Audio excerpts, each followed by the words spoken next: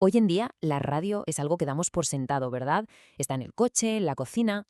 Pero, ¿qué pensaríamos si dijera que hace poco más de un siglo, la simple idea de una voz viajando por el aire, así, sin más, sin cables, se consideraba brujería? Pues sí, literalmente. Vamos a sumergirnos en esa increíble historia, la del invento que rompió el silencio del mundo. Entonces, la pregunta es obvia. ¿Cómo se pasó de la brujería a la realidad? Bueno, pues la historia es de las que enganchan, ¿eh? Está llena de genios, de visionarios y sí, también de alguna que otra injusticia. A ver, el origen de todo esto no está donde uno se lo imaginaría, ¿eh? Ni en una oficina de patentes ni en un gran plan de negocio. No, todo empieza en un laboratorio, con algo tan pequeño como una chispa. Una simple chispa que en su momento casi nadie entendió lo que significaba de verdad. La idea, la teoría, ya estaba sobre la mesa. Ojo, la había puesto ahí un tal James Clerk Maxwell. Pero una cosa es la teoría y otra, hacerlo realidad. Y ese fue el mérito de Heinrich Hertz. Fijaos, en su laboratorio consiguió que unas chispas saltaran entre dos trozos de metal sin ningún cable, sin nada que los conectara. Acababa de demostrar la existencia de esas ondas electromagnéticas invisibles que iban a cambiarlo todo. Y sí, claro, de ahí viene que hoy midamos la frecuencia en hercios, en su honor. Pero aquí viene lo bueno, la gran ironía de esta historia.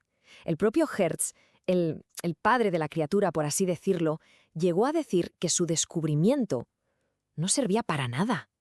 Para nada. Murió convencido de ello, sin tener ni la más remota idea de que acababa de darle al mundo la llave de todo su futuro sonoro. Claro, si Hertz no le vio el potencial, hubo otros que sí lo hicieron. Y vaya si lo hicieron. De repente, ese descubrimiento que se suponía inútil estaba a punto de desatar una auténtica guerra. Una guerra monumental entre dos de las mentes más brillantes de su tiempo. Y aquí tenemos a los contrincantes. En una esquina, Guglielmo Marconi, el hombre de negocios, el visionario que vio un imperio comercial donde otros solo veían un experimento de laboratorio. Y en la otra esquina, Nikola Tesla, el genio puro, el inventor original, cuyas patentes eran de hecho la base de todo lo que Marconi quería construir. Y mirad, si hay que resumir esta disputa en una sola cifra sería esta: 17. Sí, 17. Ese es el número exacto de patentes de Teslas que Marconi utilizó para hacer su histórica transmisión cruzando el Atlántico. 17. El número lo dice todo, ¿verdad?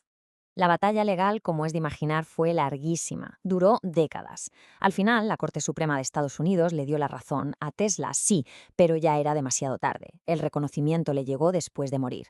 Y lo más curioso es que mientras los genios y los abogados discutían, el invento ya estaba ahí fuera, volando por su cuenta y demostrando que el mundo ya no podía vivir sin él. Porque, vamos a ver, esto no era un juguete ni un capricho. Se convirtió en un salvavidas, literalmente. Cuando el Titanic se estaba hundiendo en mitad de la noche en esas aguas heladas del Atlántico, ¿cómo pidió ayuda? Fue la radio la que lanzó ese SOS desesperado al mundo. De repente, ya no se trataba solo de conectar continentes, se trataba de salvar vidas. Pero a pesar de todo su poder, de salvar vidas y conectar el mundo, la radio en este punto tenía una gran limitación: era muda. O sea, solo hablaba con los puntos y las rayas del código Morse, un lenguaje frío, mecánico.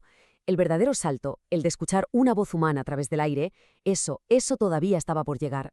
Y ese salto, ese paso de gigante, tiene un nombre y un apellido: Reginald Fessenden.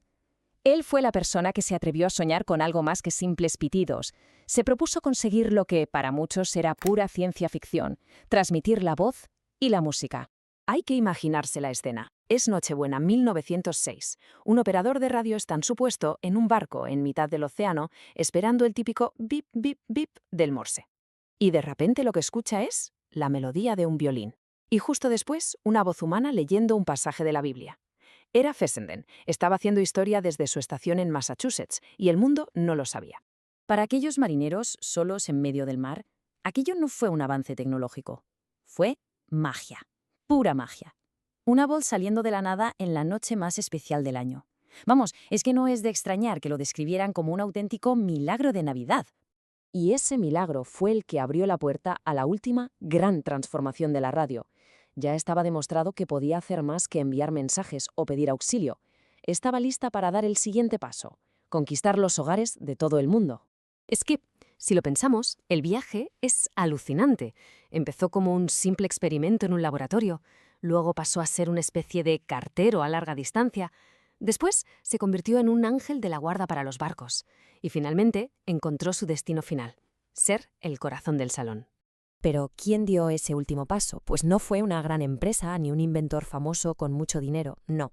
Fueron 4 amigos en Buenos Aires, un grupo de aficionados apasionados que tenían un nombre que es sencillamente genial, los locos de la azotea. ¿Y qué hicieron estos locos? Pues subieron un transmisor a la azotea del Teatro Coliseo. Y el 27 de agosto de 1920 hicieron algo que nadie había hecho antes. Retransmitieron una ópera en directo para quien quisiera escucharla. Y justo en ese momento, la radio cambió para siempre. Dejó de ser una simple herramienta, se convirtió en cultura, en entretenimiento, en una experiencia compartida que podía unir a millones de personas a la vez. Y así, de alguna manera, se cerró el círculo.